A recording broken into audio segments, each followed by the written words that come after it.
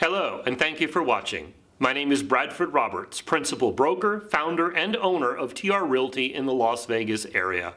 After watching this video, please be sure to like it as well as subscribe to our YouTube channel. Download the pertinent handouts for this video by clicking the link in the comments below. Now let's get started. As I mentioned in the last segment, sometimes when we work with renters, we are facing difficult situations or challenges. And I'd like to get into some of those now, as well as some possible antidotes for those challenges. And the first one I want to talk about is dogs. So dogs can be difficult. Sometimes communities have restrictions. As I mentioned earlier, sometimes they have a complete prohibition on a certain type of pet, a certain breed. Sometimes there are weight limitations, that sort of thing. And if it's too difficult, there's maybe too many dogs or aggressive breeds, that sort of thing, we probably are going to have to go outside of MLS.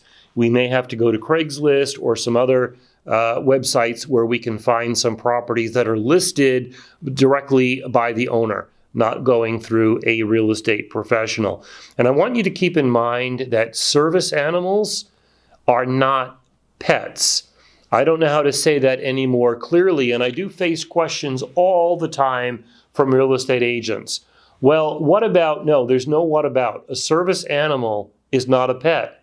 An emotional support animal, an ESA, is not a pet either. And if an animal is a service animal or emotional support animal, it is not subject to any sort of pet restrictions. So even if it is, let's say as an example, it's a service animal that is a pit bull, okay? Not the singer, the animal. If we have a service pit bull, and the community has a prohibition on pit bulls, we still get in, okay? It is not a pet. It is not subject to those restrictions. And I get questions, how about pet rent? How about pet deposits? It's not a pet. No matter how you slice it, it's not a pet. A service animal or an emotional support animal is just like a person, and it is not subject to any of those restrictions. In fact, it need not even be disclosed. And as a real estate professional, you cannot ask any questions. If somebody comes to you and says, I want to rent a house or whatever, and I have an emotional support animal, I have a service animal, then they do. You can't ask them for any documentation. You can't ask them what is the nature of your disability. You cannot ask them any such questions. You stay out of it. The violation that comes from the federal government is in the 6 digits if you're not careful. Most of us cannot write a check in the 6 digits to settle some sort of a complaint against us. So folks, be smart. If they tell you, this is my emotional support lizard, then that's exactly what it is, okay? You have to take them at their word. Stay out of the details. Let's talk about a second challenge. Let's talk about someone who may have bad credit or possibly even have evictions on their background check. The answer here, if the customer is in a position to do it, is to increase the security deposit. And when we are offering a property manager or landlord additional security deposit, it does provide extra security and comfort, and they might be more willing to choose your customer. Keep in mind that Nevada law says the requested security deposit cannot exceed 3 times the monthly rent. So example, if somebody wants to rent a $2,000 property, and they say, my credit is bad or I have evictions on my record, but I'm willing to pay additional security deposit, the property manager cannot ask for an amount of money that exceeds 3 times the rent. So in my scenario, obviously that would be $6,000. So additional security deposit up to that amount in the case of bad credit or evictions. And I want to be very clear. Right now, anyone who is evicted who can prove that that eviction is due to the coronavirus can actually not have that eviction used against them in the approval process whatsoever. So whether somebody lost their job because of the virus, somebody was sick in the household, whatever, if the coronavirus is directly connected to the eviction, that eviction cannot be used against the prospective tenant in any way. Let's talk about another challenge, especially here in Las Vegas. And that is a challenge of unverifiable income. We do have a complete underground economy in Nevada. Well, I guess everywhere for that matter, but more so here in Nevada, where people work perhaps in adult entertainment, or they work at least in part in some cash-based situation, cash tips or whatever, cash payments. So in some cases, we're working with a customer who does not have the ability to verify their income. And my suggestion there is to have them prepay the rent if they're able to do so. We do have some cases where people work in the adult entertainment industry where they're actually able to prepay the entire year's worth of rent in cash. So at that point, being able to verify their income is of less importance to the property manager. So again, unverifiable income as a challenge. My suggestion here is prepaid rent if they're able to do that. Let's move on to another challenge. Let's talk about someone with a criminal record. If you think that this is rare, think again. Actually, you'll be pretty surprised to find out that 1/3 of American adults have some sort of criminal history. That could be just an arrest, doesn't even have to be a conviction. But 1/3 of Americans have something on their criminal history, on their criminal record.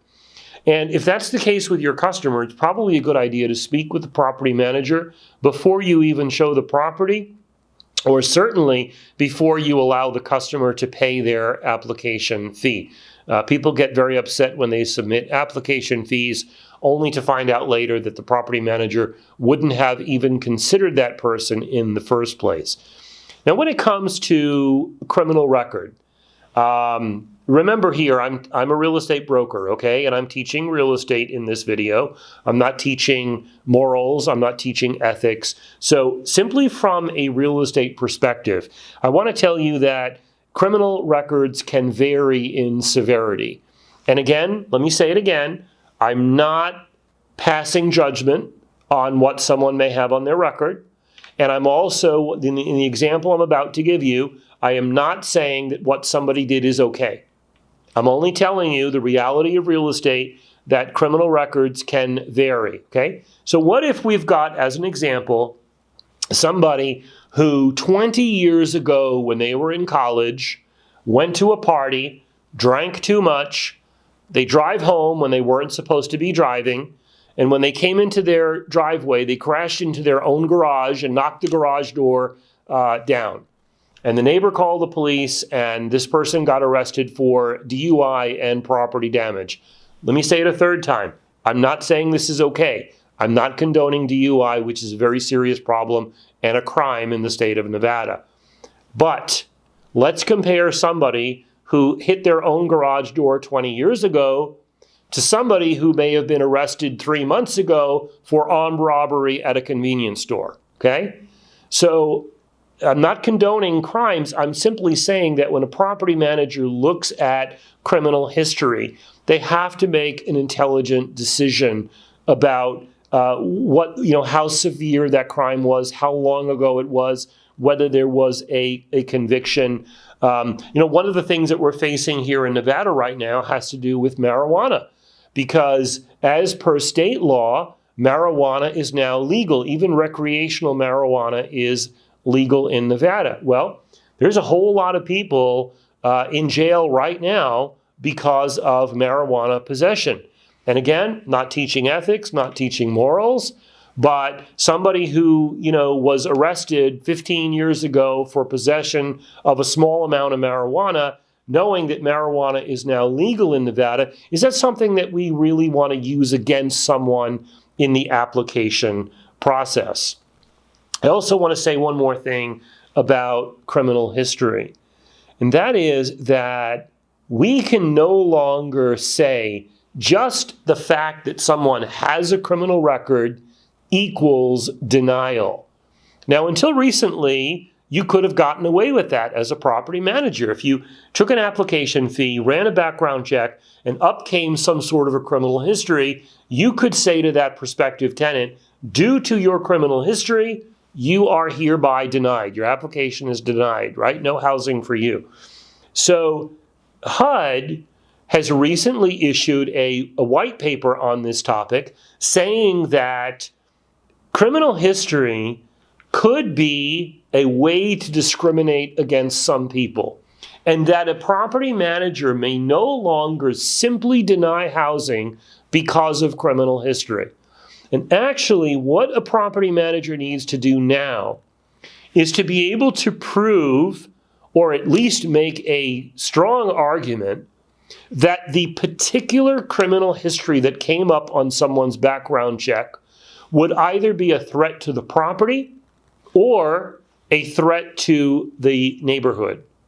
All right, so I don't want to get into details of certain types of crimes that someone may have on their record, but let's put it this way. If a property manager denies housing to someone because of their criminal history, that property manager better be pretty confident if he were ever called in front of HUD, if he were ever sued, he better be pretty confident that he can make a salient argument that the particular criminal history was a threat to the property or a threat to the neighborhood. And if he cannot do that, he probably should not deny that applicant based on that criminal history. And by the way, there's no criminal record check done on someone when they are buying a property. Just some food for thought. I want to talk about what used to be called Section 8, which is no longer called Section 8. It is now the Housing Choice Voucher Program. And listen, all of you watching this video, I'm assuming most of you watching this video right now, unless you were born with a silver spoon in your mouth, you probably had some point in your life when you needed a little help, okay? Not a handout, but a hand up in life. And you know, we live in the richest country in the history of the world, but we don't have universal health care. People get in trouble because of their health care bills. People get in trouble because of all different kinds of reasons. And there are times that people need some help, okay? And I believe very strongly in helping people when they need it. So at TR Realty, we are a fan of the Housing Choice Voucher Program. Again, that is the new name for Section 8. And these properties that are Section 8, and these properties that qualify for Section 8 tenants, Housing Choice Voucher Program tenants, they are hard to find. There's a waiting list for these properties. And these people that have their Housing Choice vouchers are looking for these properties. Now, if you go back in time, ancient history, okay, people used to make the argument that Section 8 tenants are more likely to destroy a property or cause damage or cause trouble. Forget it. We do a lot of Section 8 rentals in this company. There is absolutely no discernible difference in the quality of the tenant who is on the Section 8 program versus a tenant who is not. They're no more likely to damage the property or cause trouble than any other tenant. So forget that antiquated and discriminatory thinking. We encourage that today. People need it more than ever. Wait till you see how the economy and housing are going to be looking when all these forbearance programs come to an end and when the eviction moratorium comes to an end as well. You'll see how many people are going to turn to the government for housing assistance. And when you go into the MLS system, there is a drop-down menu where you can search for these properties. But in reality, there's such a scarcity of these properties, you're probably going to have to get on the phone with property managers and beg them, and ask them if they would consider a housing choice voucher for the property. And also, by the way, all the properties are supposed to be on MLS, but Sometimes there might be a FRBO, a for rent by owner, Section 8 property. So there's a website that I want to give you right now. You probably want to jot this down, where you can go and see if there are any available Section 8 properties that meet your customers' criteria. And that website is www.gosection8.com. So go, section, and the digit 8.com. Another type of assistance program I'd like to talk about is known as a HUD-VASH program. HUD-VASH, V-A-S-H. And that is a joint program from the Housing and Urban Development and the Veterans Administration. So HUD and the VA have gotten together to create housing assistance for low-income or even completely homeless military veterans. That, for me, is beyond the pale. A homeless military veteran. It's off the charts for me to think about someone who served this country nobly and valiantly, and now they're homeless in the street. I can't believe that we have that going on in this country, but sadly and tragically, we do. And thankfully, there is a relatively new program now known as HUD-VASH. If you know someone who is a low-income or a military veteran without any income whatsoever, have them go to their local VA office. Even though this is a federal program, it is administered on a local level through the VA office. And yes, at TR Realty, we do work with HUD-VASH on our rental properties. There's something new that you need to know now in the state of Nevada, and that is that any legally identifiable source of income must be considered. Let me say that again. A legally identifiable source of income must be considered. So previously, even if someone had legitimate legal income, there were ways that you could not count that income. I'll say it nicely. But now, any way that is legal and identifiable must be counted. And that includes unemployment. It includes alimony, any type of rental assistance funds that might be offered through different government programs at the city, county, state, or federal level. So let me say it again. If it's legal and it's income, even if it's unemployment, it must be counted. And folks, at the end of the day, whatever your customer's challenge, it is your job to find a way to mitigate those challenges. If it were easy, they wouldn't need you. I would like to thank you for watching this video. I hope it was informative for you. If you are licensed with another brokerage in Southern Nevada and would like to talk with me, please text me or visit our website. See you next time.